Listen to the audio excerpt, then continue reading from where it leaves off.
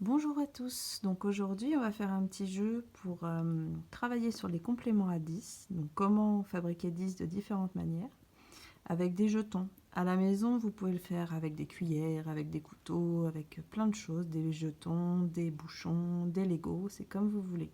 Ce qui est bien c'est d'avoir deux couleurs, comme ça permet de bien voir le complément à 10. Donc par exemple ici j'ai mis 1, 2, 3, 4, 5 jetons jaunes. Et je vais demander à mon enfant de rajouter le bon nombre de jetons pour qu'il y ait 10 jetons en tout sur la table. Donc il y a plusieurs solutions. Soit votre enfant utilise ses doigts, ce qui est bien c'est bien de lui faire pour qu'il sache utiliser ses doigts pour faire les compléments à 10. Il peut aussi, si c'est un peu compliqué au début, continuer à compter. Donc 6, 7, 8, 9 et 10.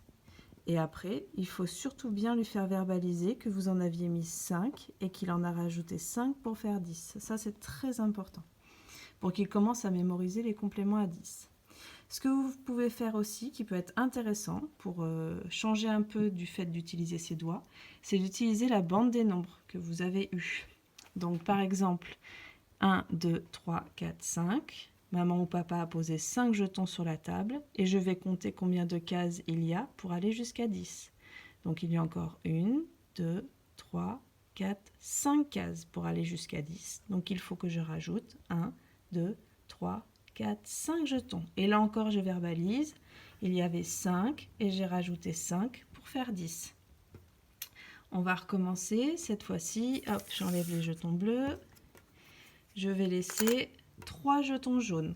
Donc là encore, soit votre enfant utilise ses doigts, il lève 3 doigts et il regarde combien de doigts sont encore baissés pour aller jusqu'à 10, soit il continue à compter après les 3 jetons pour aller jusqu'à 10 et il compte combien il a rajouté de jetons et combien vous en aviez mis. Ou alors, dernière solution que je privilégie aujourd'hui pour changer un peu des manières plus habituelles, utiliser la bande des nombres. Donc j'ai 1, 2, 3 jetons jaunes et je vais compter les cases jusqu'à 10.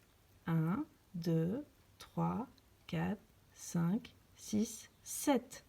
Donc il faut que je rajoute 7 jetons pour avoir 10. Donc votre enfant vérifie. 1, 2, 3, 4, 5, 6, 7. Donc j'ai rajouté 7 jetons bleus aux 3 jetons jaunes et je compte tout pour être sûr. 1, 2, 3, 4, 5, 6, 7, 8, 9, 10. Donc 10, ça peut être aussi 3 et encore 7. Donc vous pouvez faire ces décompositions avec 1 et encore 9, 2 et encore 8, 3 et encore 7, 4 et encore 6, 5 et encore 5, mais aussi l'inverse de ce qu'on a fait au début. Donc 6 et encore 4, 7 et encore 3, 8 et encore 2, 9 et encore 1. Voilà. Après, ce qui peut être bien aussi pour les enfants qui sont très à l'aise avec cette notion de décomposition de 10, c'est mettre plus que 10. Donc cette fois-ci, on garde qu'une seule couleur. Hop, on pose sur la table donc une quantité entre 11 et 15, on va dire. Donc là, j'en ai posé 1, 2, 3, 4, 5, 6, 7, 8, 9, 10, 11, 12. Donc pareil, votre enfant repère 12 sur la bande et cette fois-ci, il doit redescendre pour savoir combien de jetons il enlève.